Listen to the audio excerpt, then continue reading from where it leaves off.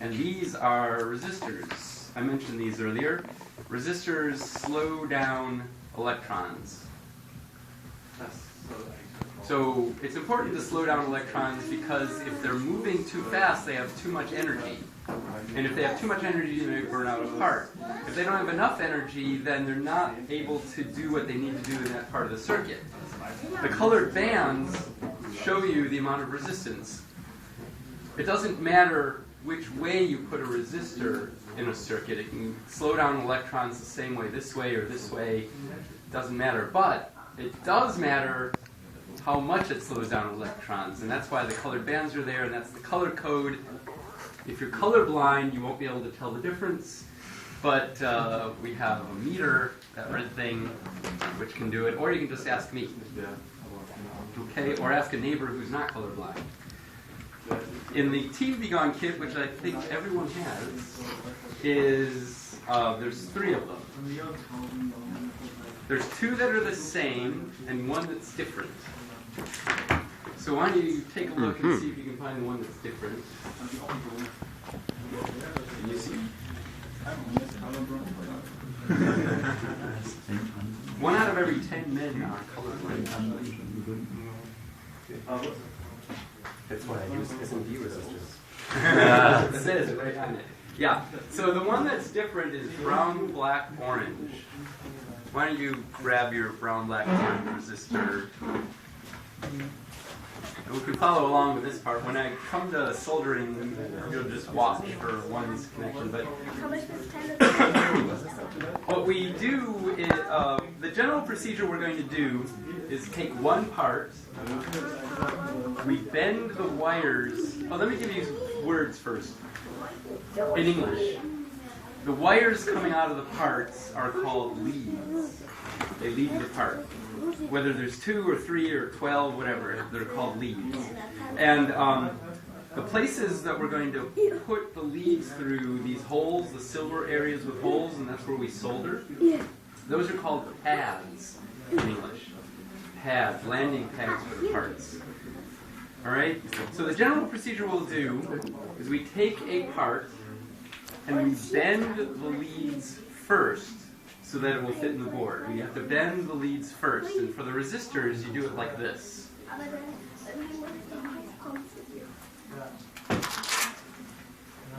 Right?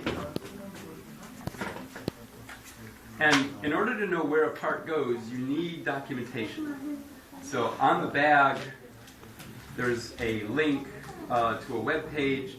You can follow that if you like, or just ask me, because I'm the documentation here as well. I happen to invent this, so I know it pretty well.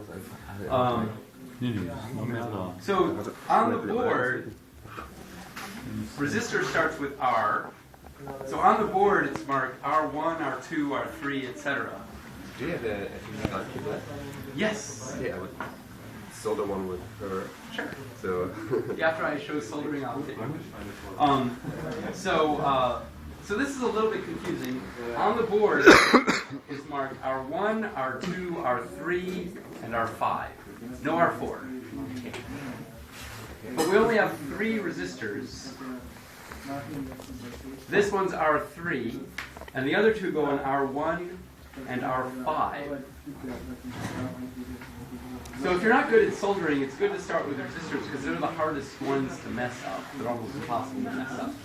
Okay, so we'll start with R3, the different one. But again, we have R1, R3, and R5, just the odd ones. This one, the different one, is R3. R2, after you're done, will be blank. Got that? Okay, so R3, in this case, is used to tell the microcontroller that we're in Europe. So use European codes and not North American. But just so you know, European works in the Middle East, in Africa, in Australia, New Zealand, and North America works everywhere else in the world. All right?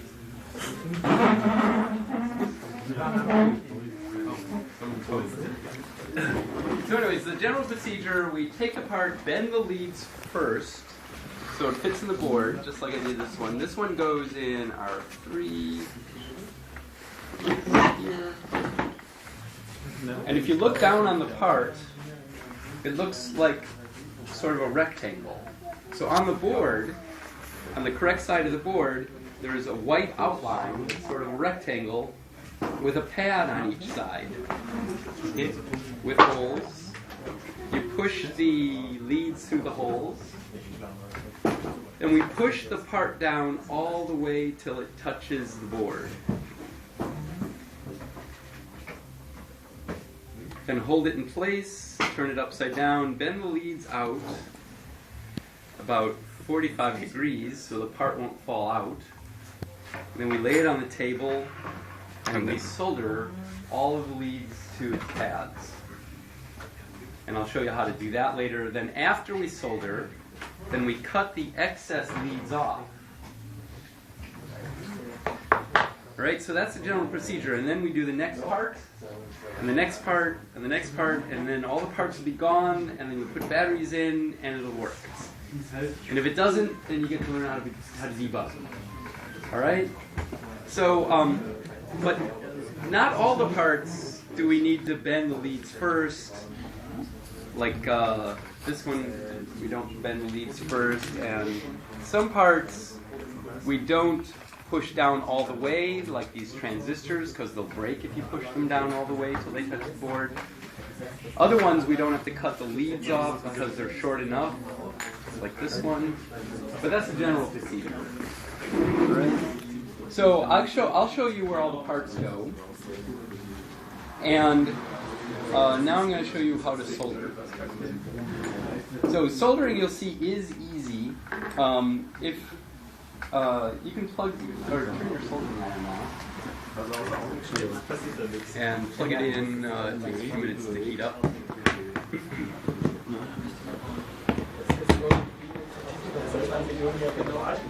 Okay, so to solder,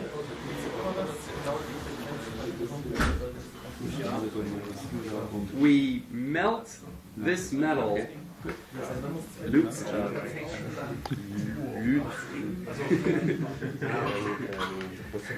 And we take a soldering iron.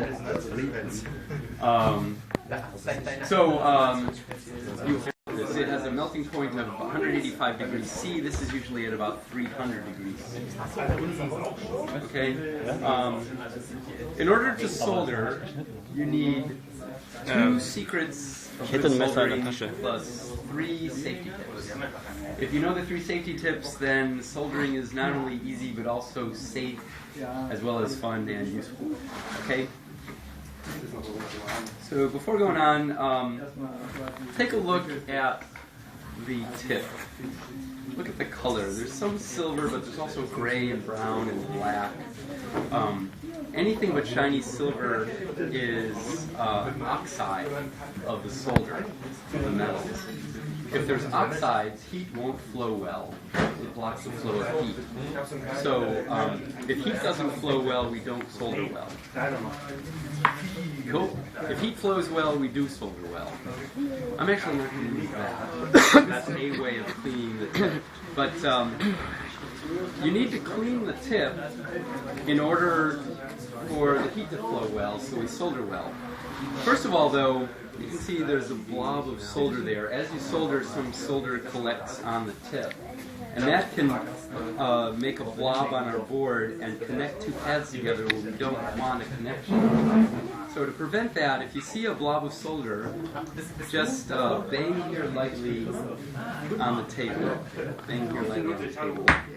And it just gets the table. Okay? And then clean the tip just by scraping the iron, rotating and scraping again. Now you see it's nice and shiny silver. If it's shiny silver, heat flows well and we solder well. Okay? But this is already turning brown. At 300 degrees C, chemistry happens quickly, including oxidation. So the first secret of good soldering, really important, clean the tip before every connection. Alright? All you got to do is 1, 2. Make it nice and shiny. Alright? The first safety tip. This gets hot enough to melt metal. So, If you touch this, you let go quickly. That's because it hurts.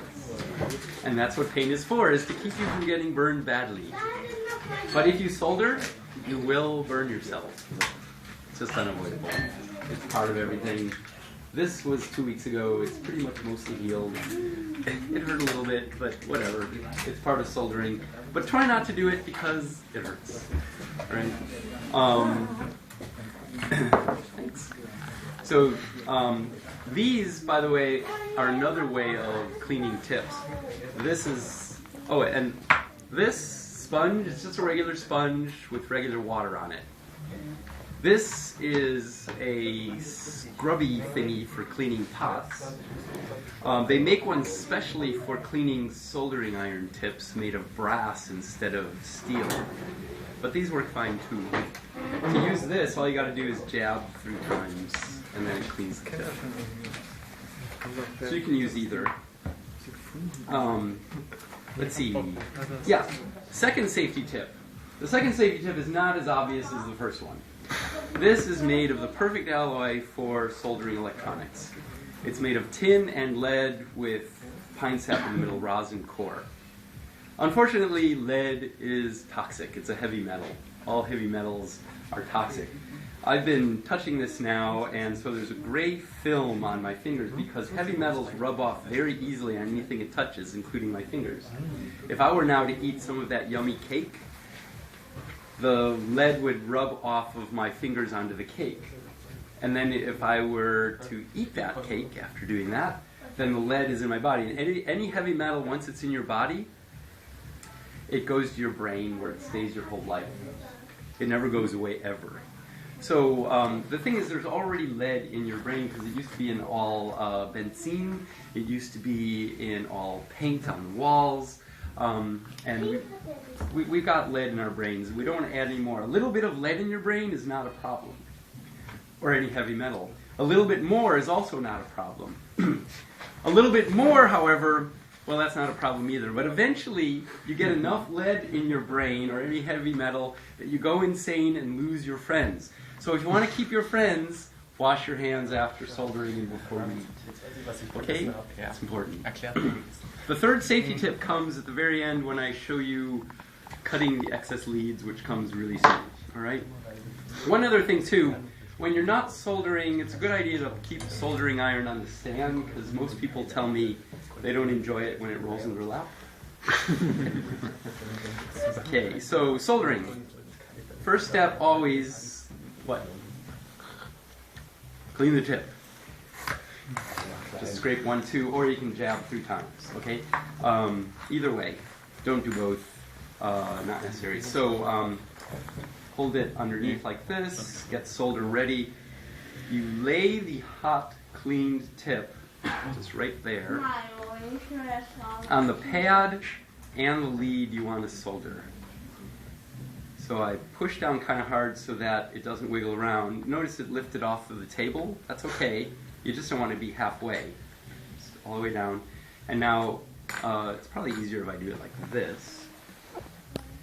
Now see, I'm covering half of the pad and touching the lead. I'm not just pointing it to the pad and the lead, not like this, but across half of the pad, there's a lot of surface area for heat to flow. Okay, then I'm going to push solder across the uncovered half of the pad, in this case on my left side. Okay? And then as I push in, the solder will melt, and then I can push more in. I'm going to say more about that in a sec. Then I pull solder away, and this is the second secret of good soldering. When I push solder in, it starts to melt. It's molten metal. I pull the solder away, but it takes time for the solder to flow. We want the solder to flow around the pad, surround the lead to make a good electrical and physical connection. All right? So when you push solder in, it starts to melt. You pull it away, and it's really important to leave the hot tip in place after you pull the solder away for 1 more second to let the solder flow. Then you lift up, and it'll be fine. All right? So, again, clean the tip. Hold the hot tip across half of the pad, touching the lead for 1 second to heat it all up nicely. Push solder in, and I'll say more about that in a sec. Pull solder away, it's melting and it's flowing. Hold 1 second, and then lift. Okay, so just a little bit of explanation about feeding solder in.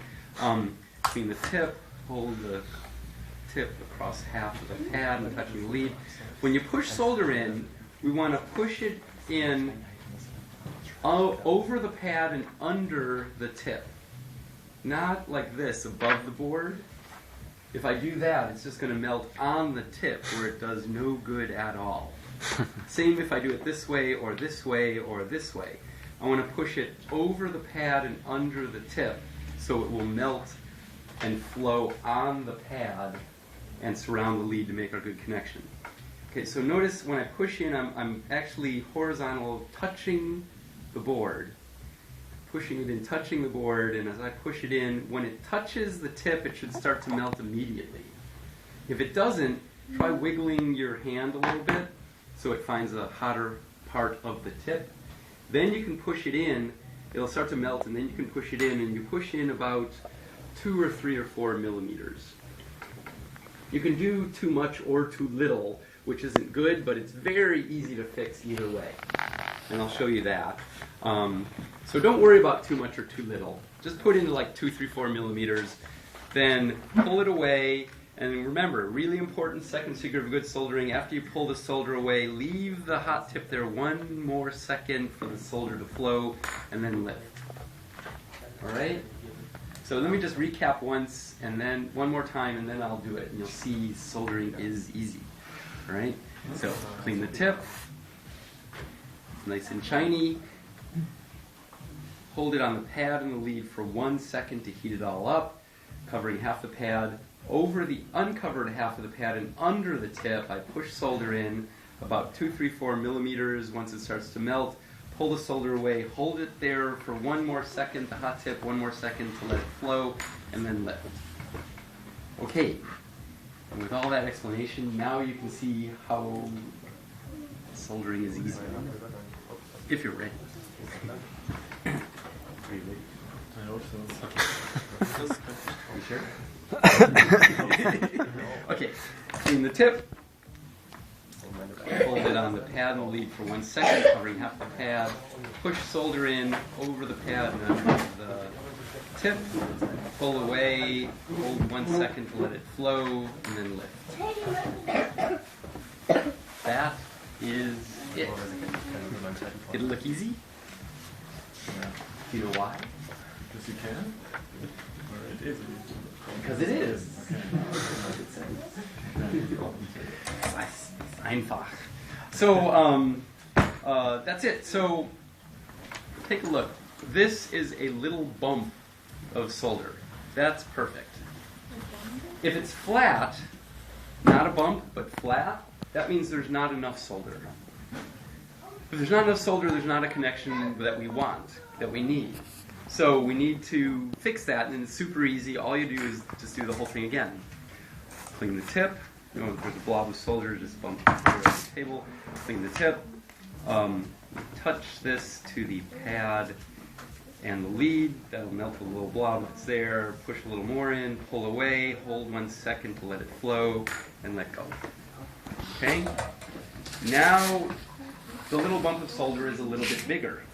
That's not a problem. It's okay. It can be way bigger.